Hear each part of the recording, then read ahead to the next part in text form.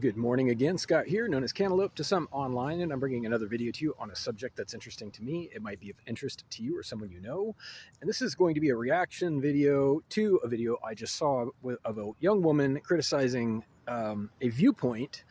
And it opens with an interview in her video of John Kerry, the famous politician, saying that he laments the proliferation of social media because in his view, it undermines controllability and fact-checking ability of information in general. And he has that perspective, and the young lady analyzing his interview has a different perspective, one in defense of social media and distributed fact-checking, and they're both equally valid. And I think that really the takeaway from the question here, and I think there is a question of which model is better in general, centralized information management versus distributed information management.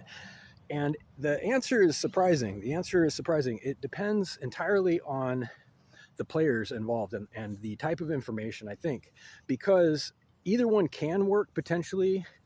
However, there are predictable and intrinsic features to each one, such as with centralized management of information, you have the potential for abuse, obviously, because you have pinch points, single points of failure, so to speak, where everything must pass through a valve where it is controlled and green lighted, whitelisted, if you will, and these become honeypots for the unscrupulous. I'm just going to cut right to the chase here. And this is what happens more often than not. The unscrupulous, due to lack of oversight, lack of people just paying attention to who's in charge and what they're doing exactly, end up obtaining access to these honeypots of information, where these valves where everything is processed and filtered and interpreted, sanitized, and reprogrammed for the purposes of whoever's in control. They just don't pay attention to what they're doing exactly. So sometimes, some bad actors get in there and they start abusing their power. But here's the thing, and my final point is going to be a short video. Abuse of power can happen in a distributed fashion as well. Absolutely it can. So both parties are kind of saying the same thing, if you ask me. The young lady is failing to acknowledge that without some kind of formal centralized control, you are at the mercy of the public.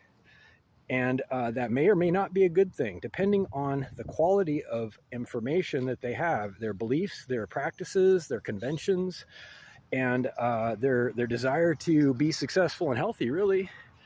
Do people consistently vote for healthy things? Let's examine this for a second. Is the will of the people in a distributed democratic fashion always healthy and beneficial to the public? There's people who will say yes and people who will say no, and that's the question here.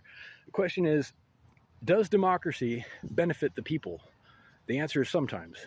The honest answer is only when the people are making healthy, productive choices for themselves. So how does that happen? Well, we get back to the subject of education, setting people up for success, helping them stay motivated to want to be healthy, right? And make good choices, because that's what it comes down to. Otherwise, you need some kind of centralized, firm grip on information. You need better control, more control, just to keep people from imploding. I would love to see a distributed information system where social media controls democracy.